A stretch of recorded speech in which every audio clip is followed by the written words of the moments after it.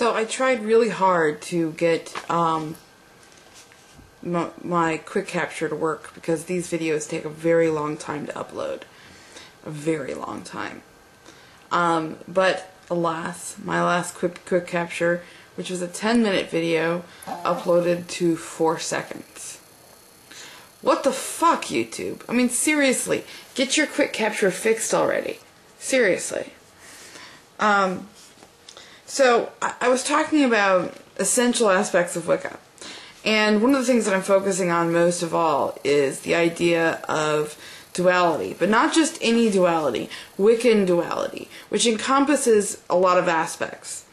First being that the idea of God and Goddess, which is mainly taken from Northern European tradition, can be seen, as noted by Gerald Gardner, about, like Joseph Campbell's studies and stuff like that. If you look up Hero of a Thousand Faces or The Power of Myth, you can see him reiterate that.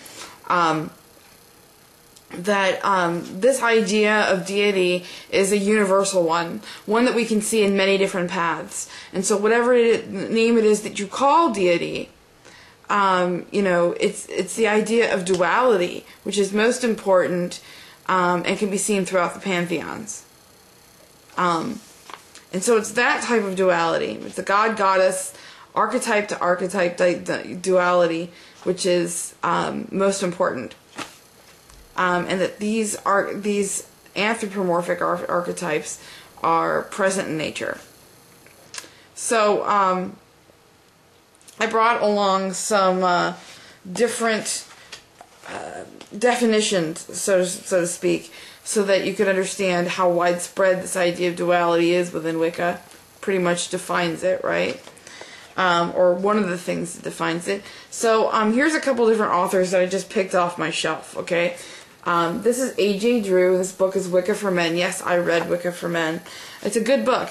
I don't always agree with that. In fact, I don't agree totally with hardly any book, but the Wiccan understands that each person is part of nature, and that the Lord and Lady are incarnated as all things that are natural. So that's one, right?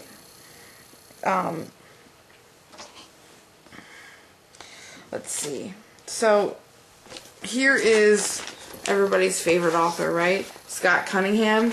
Well, I don't know that he's everybody's favorite author, but he does have a lot of good information, and I think that what he talks about is really important.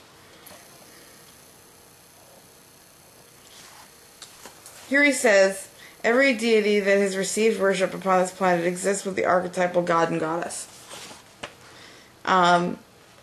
Talking about this, Wicca is just such a religion centering around reverence for nature as seen in the goddess and god, if you want something more specific. That's in the introduction. Just picking up books, and if you look up the different books, and I don't necessarily usually agree with Silver Ravenwolf at all, but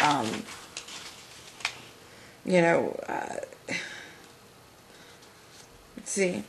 In this case, it means a way of celebrating the god and goddess by use of semi-structured guidelines passed down through the years. When she's talking about traditions to ride a silver broomstick. I didn't purchase this, by the way. Somebody bought it for me.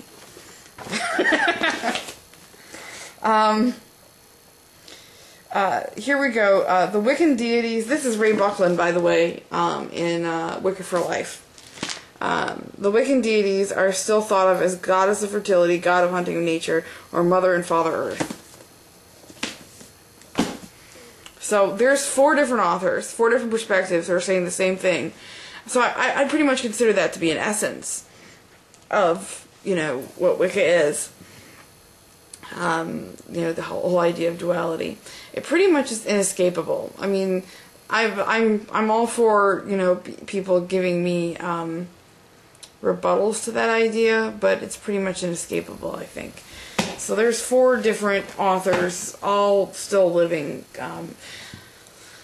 except, well, I shouldn't say that. Scott Cunningham passed away. Brain fart.